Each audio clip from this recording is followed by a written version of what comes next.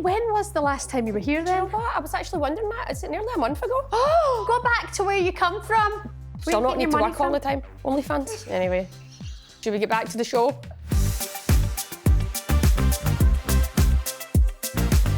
It's all kicking off in the Lioness camp, innit? I think the girls are quite right to come out, announce retirements or Millie Bright taking a break. They're not kids anymore, that's my point. Will they go on to win it right now? I don't know, but if they do, wow. I know one thing from one player. No, can't. You need to sit tight and wait.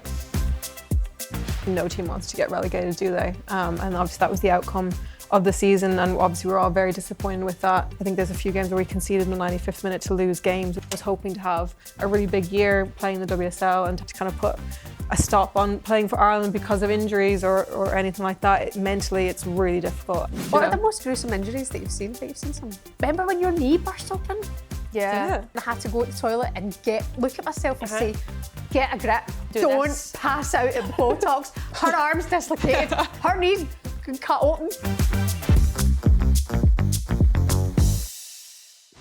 Hello there, how you doing? Welcome back to The Kickback. My name's Shebahn Aherne, joined in real life by the evil twin sister, professional football player, Ruesha. Littlejohn, coming up for you on the show today. We'll bring you our thoughts on the England squad announcement as the team were knocked out of the Nations League, and we'll hear from the Lioness legend Ellen White as we head towards the Euros. The countdown is on. Plus, Republic of Ireland and Crystal Palace defender Hayley Nolan is here in the studio to review the season and give Rue some much-needed style advice, probably football advice while she's here. Stay tuned for all of that and much, much more on the way. Don't forget to like and subscribe. Jump in the comments, be nice. Let's discuss. Hello. Cass, how are we? When was the last time you were here then? You know what? I was actually wondering that. Is it nearly a month ago? Oh, Is it? must be. Maybe. It was bloody ages. I tell you something, you're a part-timer. Yeah. Yeah, maybe a good month ago.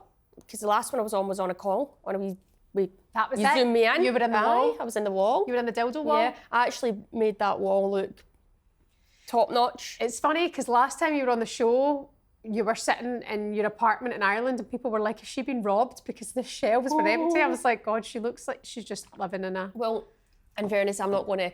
It's quite an old-style apartment inside, and then there's got a big bookcase also, and it's like empty. So that's... You've seen that one, but there's another one, yeah. So I did think, should I just start printing off pictures and putting them in the cabinet? But I've not got around to that yet. You should do like those fake pictures when it looks like piles of books. Oh, if yeah. you're smart and educated and all that. Yeah. Encyclopedias for days. I'll probably not do it. But anyway. That's fair. How's you been? Good. A lot going on, Cass. A lot is going on. We're quite busy. But I think I'm ready for some sunshine. That is where my head's at right now. Do you know what I mean? And it's hard for me to continue to look this good when I can't get regular holidays in, so. Who told you that? About the good looking thing? A lot of people out there. Listen, I completely agree though. See, when you've just got sun in your face, everything's bare. It is. I just look at myself some days and I'm like, God, you're haggard. The weather here's rotten. Shambles last couple of weeks. I had another moment nice. yesterday where I was just in St Albans and I'm like, this is actually a kip. Can you See, it's because not. look, it is. Just you leave need to. them. I just will. Leave. Go back to where you come from. Docky, like I'm really upper class now, Right. and it's a shame that I have to come back to St Albans and be like, "Poor, this is rough." It's not a shame. You don't have to It either is. come back to St Albans. Yeah. You can go elsewhere. Yeah. Do you know what Ruesha said to my neighbour the other day? Because my neighbour had asked about her. She's like, I haven't seen your sister a long time. I said, no, she's not been here in a while. And she went, all right. And then Ruesha came out of the house yesterday and she goes to the neighbour. The neighbour said, oh, I was just speaking about you. I haven't seen you in ages. And Ruesha went, yes, I've moved out of the square. I'm above it now. And she was like, I was like, oh, that's meant to be her thing of a joke. Yeah. Looking down on you for a Yeah. joke. Isn't it funny? Yeah. No, the square is. I don't know how you even like that square. People are weird. I think I've just got a thing for people and neighbours. I'm like, weird. Cass, go live on The neighbours are nice, so I like them ones. Yeah, they're You're speaking to, nice. they're nice ones. Some of them, odd people. Odd people. So yeah, I've not got time for some people like that. But you want to be there and part of the community. But I think you forget your kids are nearly 18, so they'll not be running about in that square anymore. 6. But think about that, when you go to school, they'll be off. They'll be hanging about with their friends and that. They won't be running about in the square anymore, Cass. I I know, you but forget it's not. I just really like the house. You're just so the house disparaging of it. It's not all that gas. You're miles off it. Do you know what I'm looking forward to? Actually having my house with my cats and my dogs. And I'm thinking I might go rogue and get a horse while I'm at it, Cass. I'm just going to do an Annie and just have a big, massive field. And much work horses take, though. I know, but Cass, I'll be minted, I'll be loaded, so I'll not need to work all the time. OnlyFans. Seriously, but I don't know if you'll make money there. I think it would. I think there's a niche out there for people like me. You'd be selling your pants. That's a niche. The pants, I'm fine. If people want to do that, do it. I got an offer recently. Business. Got an offer recently for much? some pants. Something like 500 quid, and that actually was genuinely like... spending money? Yeah. God forbid they wanted man-knickers. No, I wouldn't be weird. But weird I'd take the money. Uh-huh. It's no skin off manos. Right. All right. Anyway, should we get back to the show? Just saying, like, if you really have to do it to buy your horse, then... But I'm not judging people. If you look, it's a tough world these days, and you've got to survive. You've got to do what you've got to do. I'm not judging. Speaking of your blue top, what about Bonnie Blue? She kind of takes it a bit too far. Isn't she? Like, she's a wee bit, went a bit like, oh, go woman, this is empowering. And I'm like, taking 800 up your every day probably isn't actually empowering. But if you're going to sit there and call it that, good for you, Bonnie. Anyway. Do you know what I mean? Very good. And welcome back. Welcome back to the kickback.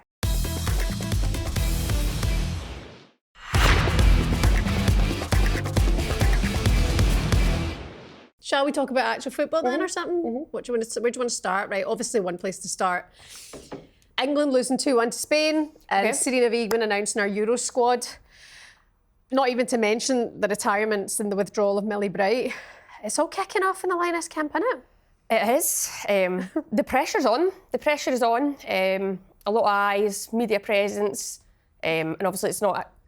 Stop giggling at that. You know, people are going, it's not ideal timing, but when is? I think the girls are quite right to come out, announce retirements or Millie Bright taking a break for her mental health, physically, mentally.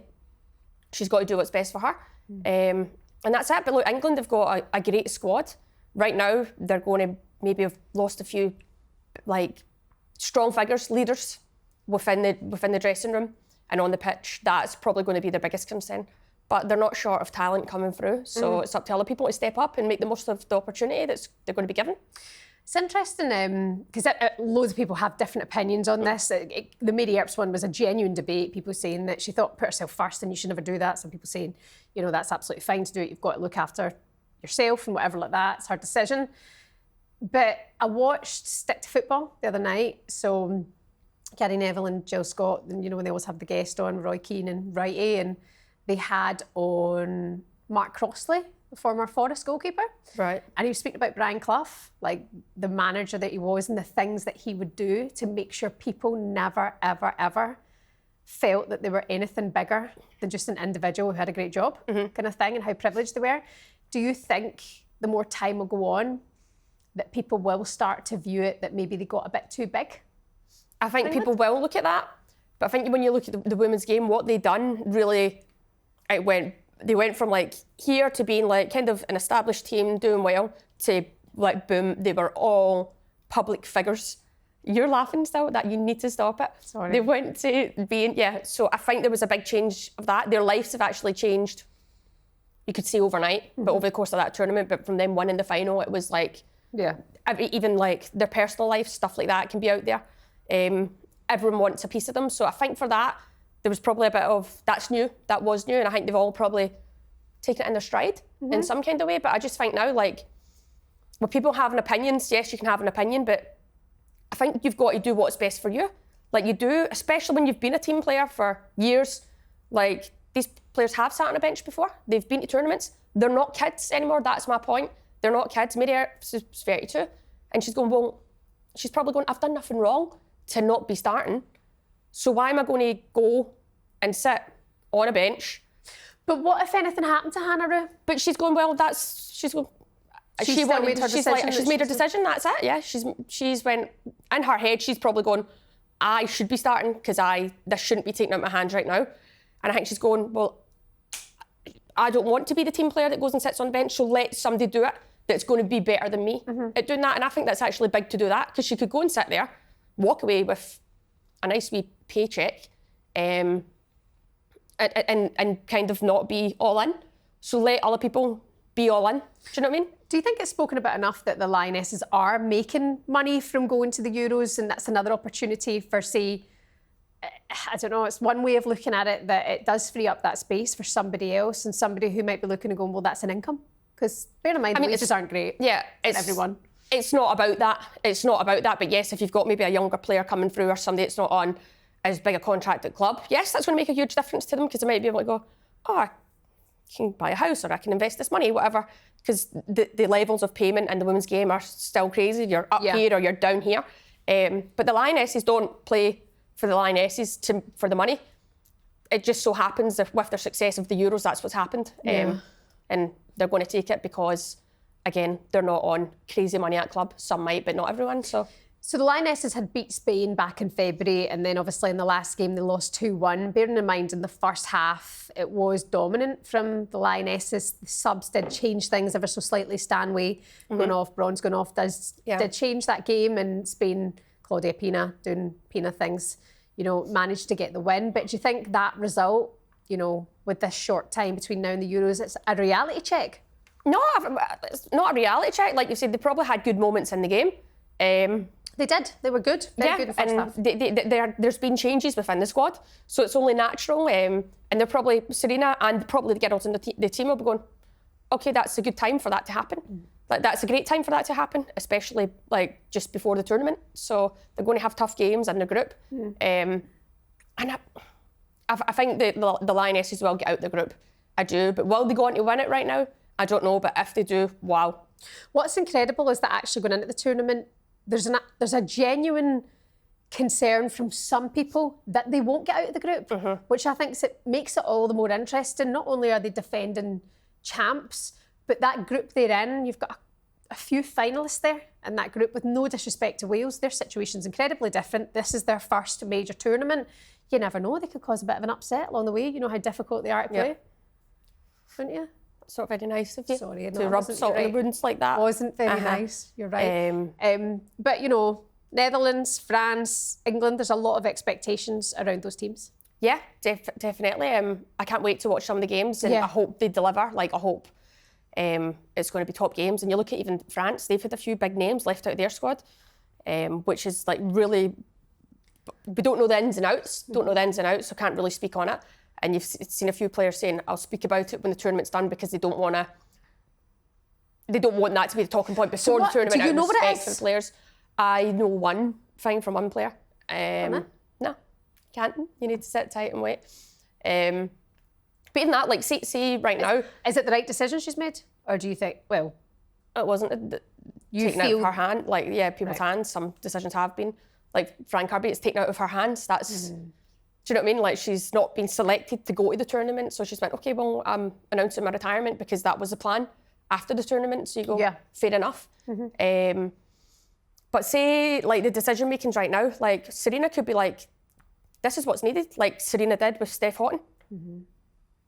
That's forgotten about. Do you know what I mean? So she could actually have some decisions going, no, this is hard, but this is my job, and it's a big gamble. But it could be the right thing for the Lionesses right now, or it could go absolutely pear-shaped. I mean, everything's speculative, especially with Fran. We know the situation, right? If she's been left out of the Euros now, considering she played every game at the last Euros, she wasn't at the World Cup due to injury. She's looking and going, that's my time. It's my time now. I can step back. It's not like I've dropped out the squad. I wasn't going to be there. That's okay. She's probably had to make a different decision, and a very emotional decision, retiring altogether from being a Lioness, somebody who was the absolute GOAT for quite some time as well. That's not selfish. That's so emotional. You'd almost feel for her going, now's my time, I'm going to hang that shirt up. Because it must be hard for anyone having to make that choice. I'm sure she would have loved to have been there, like, one last Euros with England and end on a high, but it's not meant to be, and it's taken out your hands, and it's difficult. She's got to go away and just support. Will she watch the tournament? I don't really know. But kind of then she deserves to go away and just have a break. And that's something else then at club. When you get a bit older, you can either go you get a few days off. When it's international time, you might get like 4 or 5 days off. Some clubs do that. Yeah. Some clubs don't. And speaking of the Lionesses, here's legend Ellen White and her thoughts ahead of the Euros. Obviously, it's a very different team going into it this time around. There's big characters like yourself, like Jill Scott, like Rachel Daly, who have retired. And then we've obviously had the news about Mary Earps, Fran Kirby and Millie Bright as well. Yep. How big of an impact does having those big characters, you know, either not be available or having just retired from international duty, how much of an impact does that have on like the dressing room and the team going into the tournament? Yeah, they're obviously massive characters. You know, they've so many caps between them. Leaders, won major tournament with England, been to World Cups. Obviously, Millie captained at the World Cup in 2023. So they're huge losses to the England team.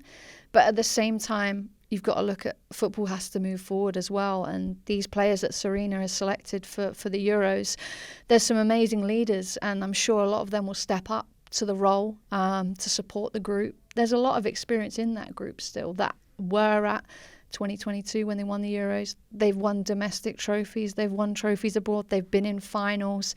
And then it's really exciting that you've got some amazing youth in there that are going to their first major tournament, which is really exciting at the same time. So they'll be thriving, they'll be excited, they'll be enthusiastic. So I think it's a really exciting balance.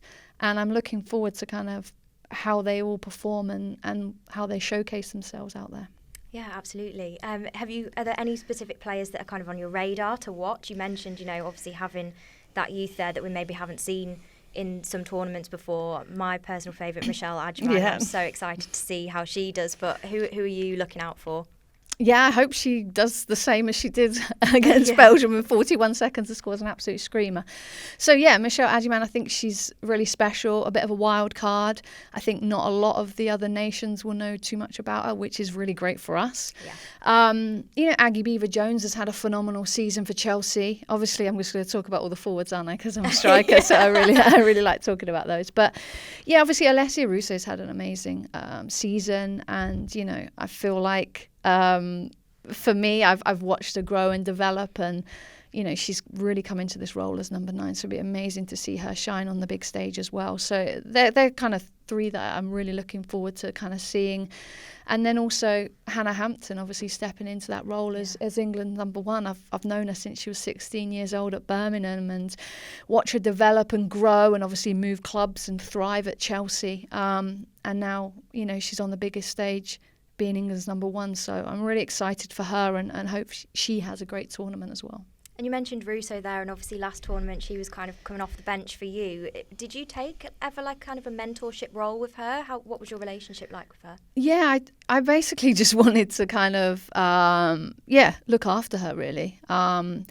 I knew that I was retiring after the Euros, and even, you know, when she first came into the England squad, I wanted to kind of take her under my wing and just help, and for her to just really enjoy being a lioness. And yeah, for me, it was just so amazing to kind of see her shine and for her to kind of step on that pitch and have no worries and no cares and just showcase her amazing talent and score some ridiculous goals like that back heel, obviously we all remember. So for me, it was kind of a joy to obviously for her to come into this England squad, but for her to just really enjoy it and not feel the pressure. And I feel like, you know, it's challenging being England's number 9. It's a lot of pressure, but I feel like she's got an amazing kind of support network around her, and she's taken it amazingly. She's doing so well. So yeah, I'm really excited for her, and hopefully she can score some really good goals. England men. I'm sorry, but that game on Saturday was so poor. Did you watch it? I put it on for 20 minutes and then Of course you did. I have to turn this off because it wasn't doing much for my inner happiness. Right. Like, no offence, England, but they'll know themselves. They beat Andorra 1-0. Are Andorra like ranked like 243 or something? Do you not think though? Right, this is where people, and again, they people need the go, break. The boys need the break. They need a break. They're not pumped up for Andorra, with no disrespect. Yeah, like they need a break. Their schedule is ridiculous. Like in the lack of time they actually get off, even on their summer break, it's so short. It's such a quick turnaround for them. Yeah. I think people are going, oh, but they earn this and earn that. Fine, but they're working like absolute. Don't know what I'm allowed to say there. I was going to go with an animal, but then I didn't know what animal to use. They're working like Bonnie Blue. They're working like, yeah. Overtime. Okay? Bit too much. So It's a bit much. By the way, can we just touch on quickly, before we speak to Hayley Nolan, the WSL revenue and attendances from the season just gone? Take a bow those who attended all of the games that they possibly could. But firstly, revenue for WSL clubs up by 34%. Brilliant. We put in, it's like a flower. You give it some water, bit of sunlight, bit of attention, it will grow. And the 12 teams in the WSL amassed a combined revenue of £65 million, with each club generating more than £1 million for the first time. I expect that to maybe quadruple in the next few years. Bad news, though, about the average attendance. I did say that was good news. It's not. It's dropped by 10%. attendances. Yeah, 6,642. But then it's a funny one way to look at it, because then you look at the Emirates, I'm like, nah, that's the best part of, on average, it's at 40,000 each time they're there, on average. It turns out everyone, I think, just wants to support Arsenal because they know they're going to get a good match day experience. Do you know what? Stuff like that is, it makes sense. Like a good stadium to go to, people want to, it's the way the modern world is. You want to go to a nice place, even if you're going with kids. But even if you look at Arsenal, like there's indoor bits where you can get your food. Yes, there's like typical old school bits, but then there's obviously, if you're a season ticket holder, depending on where you sit, you might pay a bit more, obviously, but you can go in, turn up like a good few hours before the game, get a nice meal, have a drink, chill and relax, you're comfy, then go out and watch the game. It's like, it's a nice experience. Like, and then you're going to stick on Mariona Caldente. She scores the goals. Right. Scores the goals. Yeah, but no, we need to keep pushing it. That's something that needs to. So this tournament for England is massive again, because you're relying on the Lionesses to go out and keep growing the game and keep growing the WSL and the Championship and the kind of that league is probably the best now in the world, and you're seeing that's why you're seeing so many different players from all over the world coming to want to be part of the WSL. We'll have you across absolutely everything here on the Kickback as ever. Coming up for you now, Crystal Palace defender Hayley Nolan is here in the studio.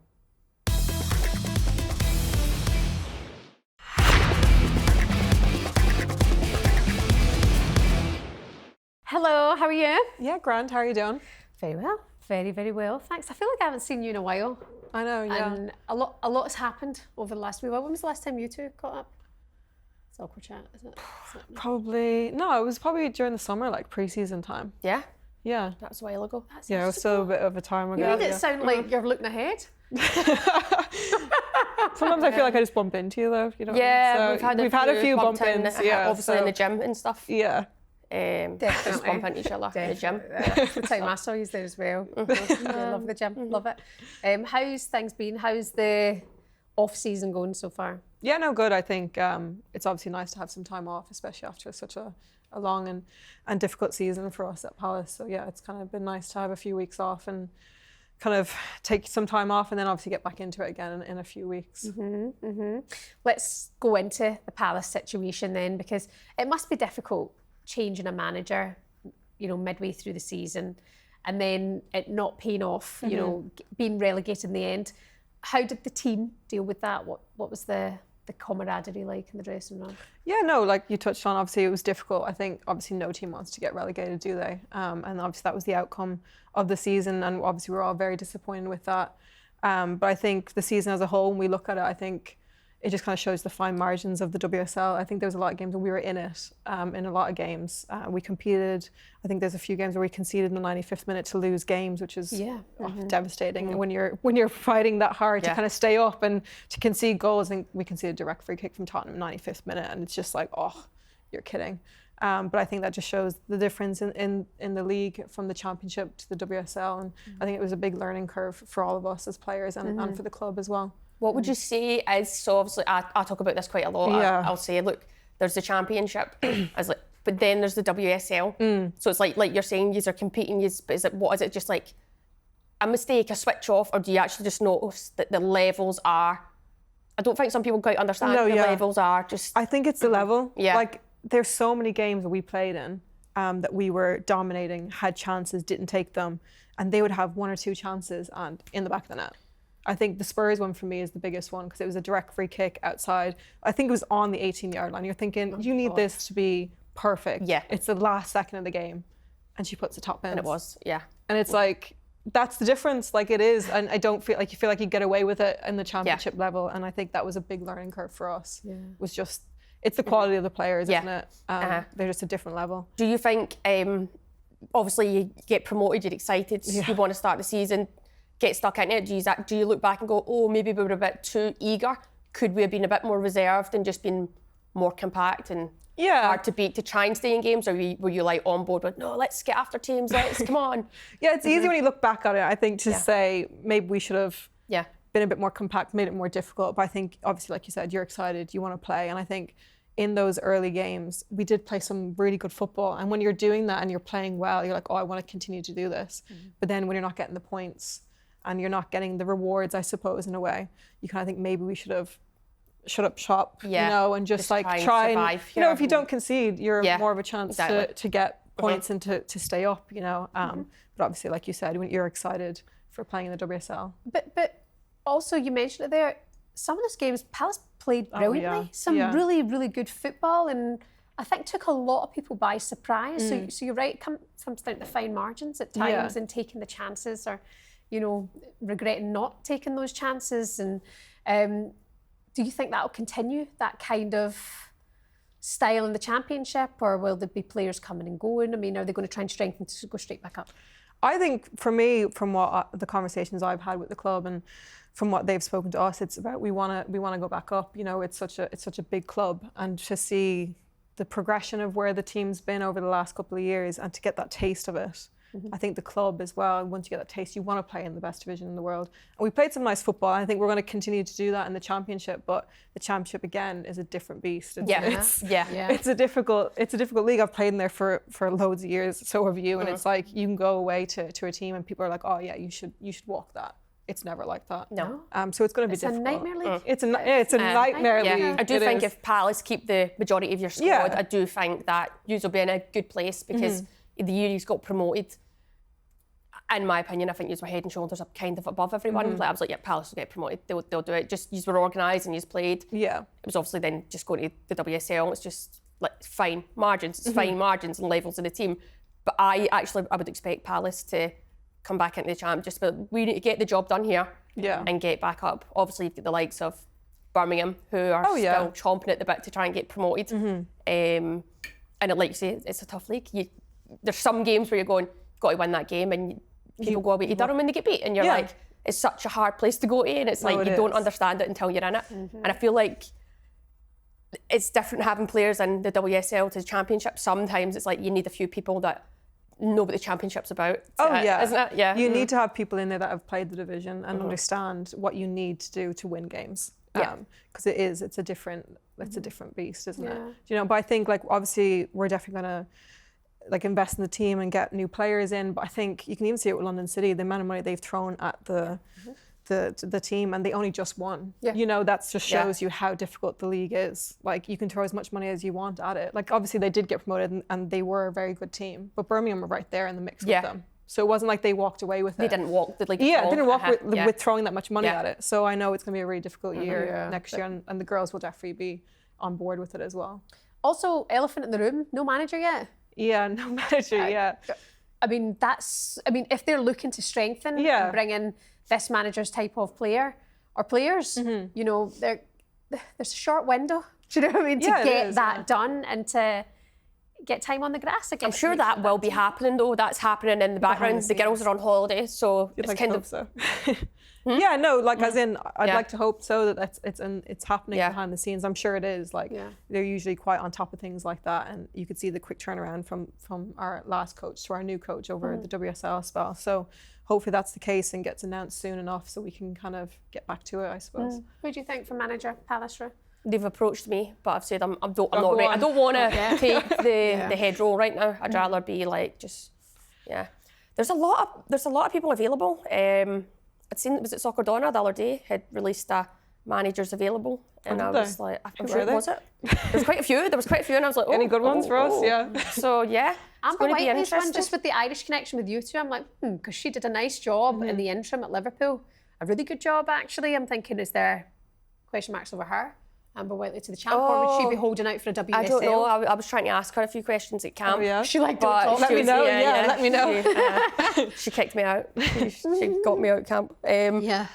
I don't know if she's more happy where she lives and settled life. So I don't know. I guess it's like for managers these days, a lot of things has to be right. Yeah. Isn't it? So It's a lovely club. Palace. Yeah, it's a big club. I think nice there's a club, lot yeah. about it in terms of like for coaches, head coaches really want to like if they want to progress. Yeah. It's the club to be, I think. They're really supporting the women's side and they want to push on and be an established WSL team. So hopefully that means we'll have someone in the door soon. I feel like when you look at the last, say, 5 years of Palace, like even since they did the Conti Cup at Selhurst Park, really showing their interest to have women's football and Palace kind of put together. Yeah. You hadn't done in the past. And then to get into the WSL was a big step. So now they'll just be looking to continue to try and build. But as you say, the levels between the champ and the WSL are different gravy, you know. And we're getting used to seeing that more and more, aren't they? Going up the leagues is just so hard unless you are throwing more and more money in it. yeah, but like you've touched on there, like London City obviously chucking money in doesn't make a great team. No, it right doesn't. away. It takes time, and you have to build on that. It'll be interesting to see what happens with them in the summer. You're seeing them being linked to some big players, but again, it's like people need to get. You need to buy in. Yeah, It needs to be a culture. Yeah, You need to get behind it. It beautiful. is. Yeah, You do. yeah. It is. You need to get behind it though, Yeah. because you can have as many superstars as you want, but if they're all like not buying in or giving each other the most they can, then you're not going to win, Yeah, are you? yeah. So. And that's something that really gets to me right now. I think there's clubs out there that are just like, I'll take this player, I'll take that player. Oh, look at her age, and I'm like, you've actually got people in front of you that are good players that you can work with and develop and get better, and you can have them for a few years and make your club better. But it's like people want quick fixes everywhere. You're seeing that a lot right now, and that really gets to me. And obviously now, because I'm getting old, there's literally like, as soon as you get to 28, it's like you start to get a wee question mark beside your move name. this way, yeah. And then No, it's I know, like- I'm 28, so I'm gonna move over here, yeah. Well, you're doing fine right now. You're okay. You've got this. But there's actually a thing with clubs, and you're just like, No, I know, yeah. they don't want to speak to a 30-year-old, and you're like, they could have 4 years, 5 years of football in them, but it's like, it's just the way the women's game is right now. Because the men's game's not like that. Well, it used to be. And yeah, but used I to think be. you look now at the access that they have. Obviously, they've got physios and doctors and To keep them fresh. to keep them fresh and manage them individually. I think in the women's game still, people, it's like you have to be doing the exact same as everyone. Do you know what I mean? And It's not just- like specific Yeah. to keep you going at the Yeah. best, you know. You need to do what Ronaldo's doing. I was gonna say, yeah. Why? What are you looking at?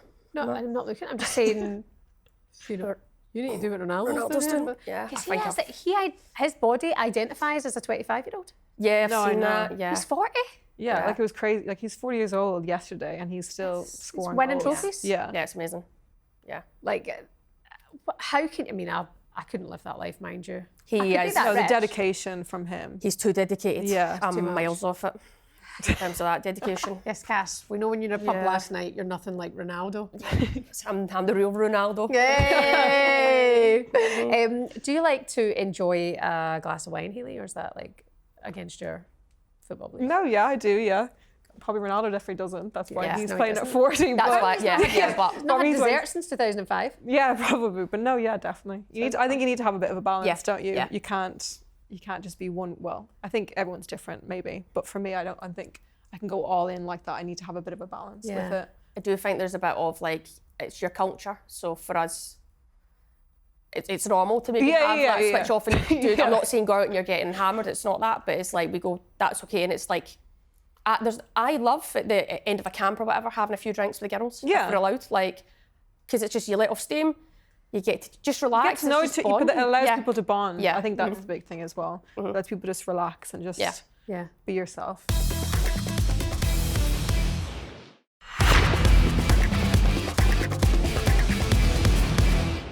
Talk to us about then your journey as well, Hayley, because the last season hasn't been easy because of injuries. Yeah. As well. How are you doing in yourself? Yeah, no, obviously now, like obviously back fit, healthy, thank God. But I think I've had kind of an on and off season, having a couple of injuries, some long-term injuries. I think I had pre-season and dislocated my shoulder, which put me out for a long period of time, 4 months, which was extremely difficult for me because obviously going into that league, I've never played in the WSL. It was a dream of mine to play in the first division, and then I wanted a good pre-season to kind of help the team, and it didn't work out that way. And I think injuries are part and parcel of football, aren't they? But it's quite devastating as a player to not be able to help, I think, is the big thing. And you're obviously separate, and in the gym it was quite difficult, but obviously back fit now. And I did get an opportunity to play for a few games and stuff, and to get kind of a taste of it, which is what I touched on earlier. And you just want more of that, don't you? So yeah, it hasn't been the most ideal. I think upper body injury as well, I think, is quite difficult, because it's like you feel fine, but you obviously do need your shoulders in football. So yeah, that's it. But I mean, it's kind of like football is tough in that respect. Like injuries are part and parcel. When you look at some players and you're like, how do they never get injured? Like, and you're probably going, how's my shoulder? Of all places, like this has happened to. You know?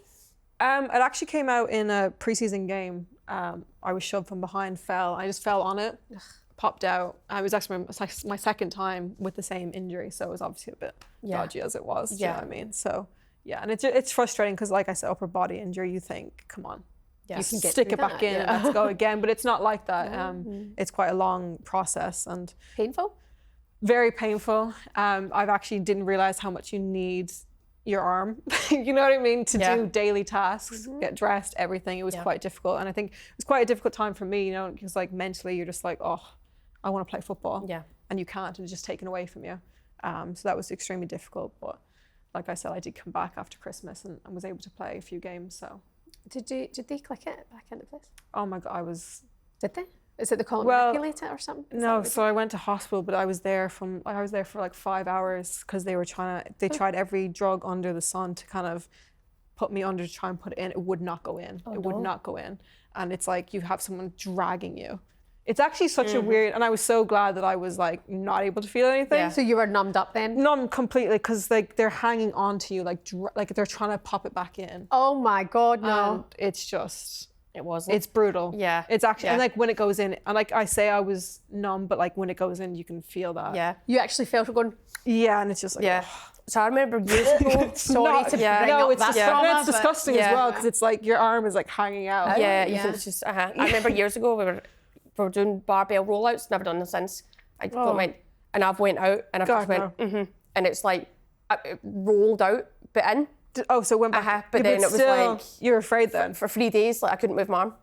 Like it was just like whatever had happened. It was like, and I was like, what is going on here? Yeah. Even though I've not got the same like mobility in my left shoulder. No, yeah.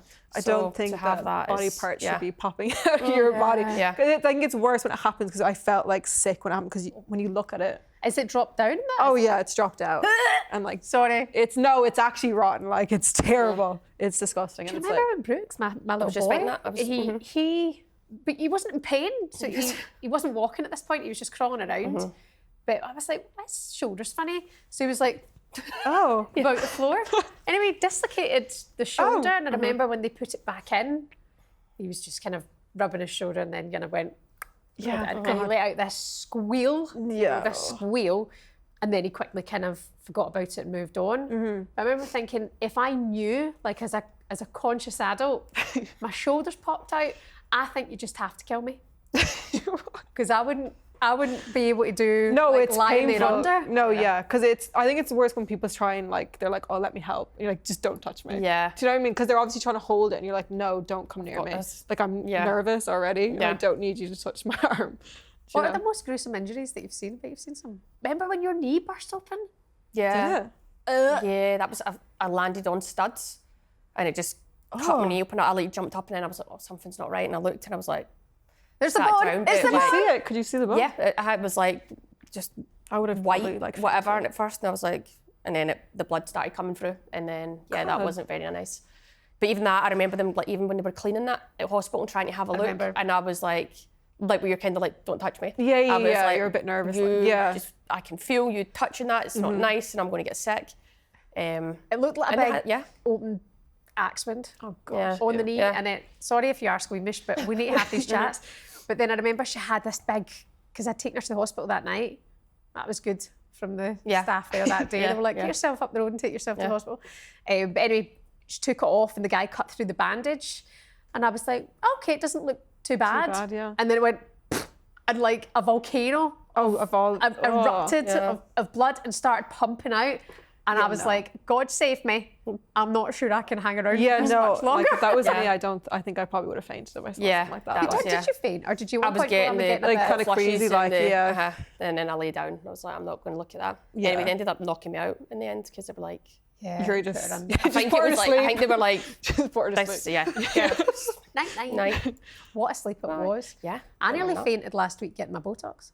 I'm not even kidding. I was like, this feels a little bit more painful than usual. And he was like, does it? I was like, yeah. And then I thought, oh, hold on a minute. I was on. You know, when they say you're more sensitive when you're on.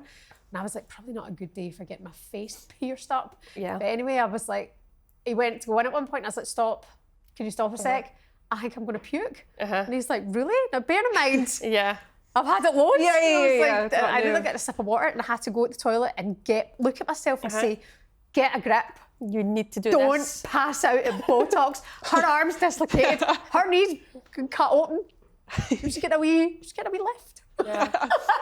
And you need it. And I was you like, need it. Yeah. And talk to us about the Republic of Ireland as well. What's the plan? What's the future?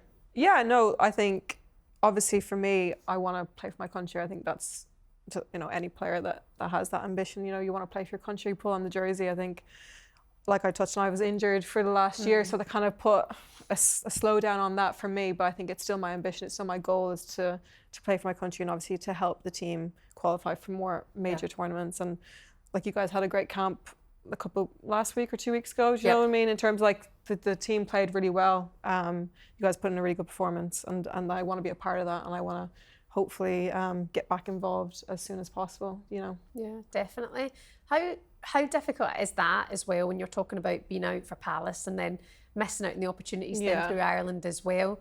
Like it must get, I mean, I know a lot of players speak about injuries and the mental effects that it has on you as well. Do you still keep in touch with a lot of the team and have you got friends that talk to you and stuff? I think like I love being around the girls. I think that's one of the best parts. I've been playing with a lot of those girls since I was a kid, so I do keep in contact with a lot of them. And obviously playing football in England, you do see a lot of the girls anyway, which is great. But I think, like you touched on it there, I think mentally it was really difficult for me because I was hoping to have a really big year playing the WSL and to have injuries and to kind of put a stop on playing for Ireland because of injuries or anything like that. Mentally, it's really difficult. I think the last year has been, for me, probably one of the darker times in terms of that. Being injured is not, like I don't wish it on anybody because it's quite a difficult time. And for me, I just want to get back to playing football and to being healthy and to getting games under my belt, and hopefully that will come with getting a call up for Ireland, hopefully soon. We were speaking about this the other night there. And just touching on like that, how I don't think people realise how, like sport, they just see it as, you do this, but it's like you have to be mentally really strong, and you will go to, like you said, that season there was kind of, it's not been a great season because you're like, I've been injured, I've not got to do what I want to do, and you look back and you're like, oh my God, like, let me catch a break. Like that's how you feel, but it's like, you have to be really mentally tough to probably play sport. Elite sport. I don't think I realised, I don't think I really struggled that much before, and I think that this has been a big learning curve for me. I didn't realise that how much I put in football. I think when you're injured, you need to have other outs and other escapes, and I think for me it was all football. Yeah.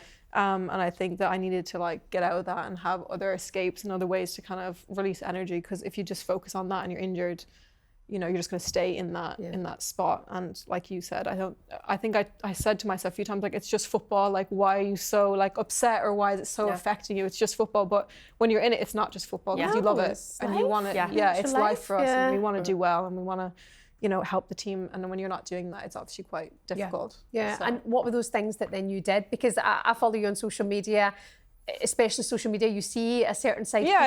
You like your fashion, you like that kind of vibe. Has that been good for you to kind of focus on things like that? Yeah, I think for me, social media is hard, isn't it? Because you only show the good sides. You don't show that side where I'm struggling with that kind of stuff. But for me, having fashion or traveling and kind of having that escape is really important. I think I did a few fashion shoots at the beginning of the year, which is nice because it's a distraction. Yeah. You need that distraction away from other things and to have other passions and stuff, and traveling and kind of getting out of the country and doing that kind of stuff is something that I really enjoy. Yeah. So. Did you hear about Hayley's time off? What? Oh God, yeah. 30-mile hikes every minute of the day. Yeah. I'm just going on a hike. That's how I do to chill. To me, that it's fun. There's I think because we're used to, we're outgoing people. You're lazy, you're a lazy or not. We like to be active and do stuff. So when you actually get to do a hike, I would rather walk up an incline than go out a walk on like a flat path. I'm like, because then you get to the top and you get a nice view. So yeah, what's no. about? Because I think when you play sports, I think you just like to be active, don't you? So that's why I've been. And your family and you would do that then in the. Yeah, because we were just at, you know, the Camino in Santiago. It's like a trail track. Right. You basically walk like 15, 20K a day. Wow. So I'm just back from that, which actually walking in hindsight is quite difficult. Because I think like, but going to it, I was like, oh, we're walking. Yeah. Oh, my hips, glutes, everything killing me. It's completely different. Incline, like downhill is even hard. You know what I mean? Downhill is actually hard as well. We went to Positano and climbing downhill was harder. Sorry, down the steps. My legs were trembling, shaking. My quads were gone, and I was like, because you're thinking downhill. Decel. It's not. Yeah. No. So I got to the bottom of that hill and wondered if I'd have to just lay there for the rest of my life. Because the idea of getting back up it was more, because getting down, I was like, how can getting down be so much in the body? Yeah. No, because it's not that you're out of breath, but your body's like, what are you doing? Yeah, because your muscles are like, it's just you're contracting each step, and it's just like, what are you doing? Yeah. So just I had a glass of wine and it was all okay. Okay. But no, fair play to you. Listen, keep going. And hopefully we'll see you back in the green very soon and doing well for Palace next season. Just while we have you though, Hayley, this one, on the subject of fashion, what would you do? I love the blue. Blue is one of my favourite colours. So like, but if you're Irish, you can't wear it. I don't wear it because I don't want to be like, I don't wear blue because I'm like, I can't be anything Rangers, but it's out of season right now. It's out of season, so it's not that colour. It's a different blue, so I thought it's going to be okay. Yeah, I think it's quite lovely. But would you like to see her in a little skirt or something? Oh, I think, next week. Me sitting here in a skirt. I think she should put a skirt on for next week's episode. I remember seeing Hayley one day and she had on, I remember thinking, how she put this together? It was like a little box pleat skirt and a jumper. Oh, yeah. And I was like, yes. We'll put ruin that next week. Send it to her. My concern right now is, like, I'm comfortable like this, okay? But it's more my hair. I need to go and get my hair fixed, but I've not got time right now.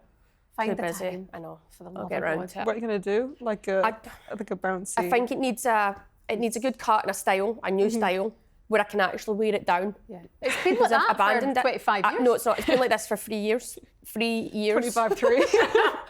3 whole years, I've just been like, back.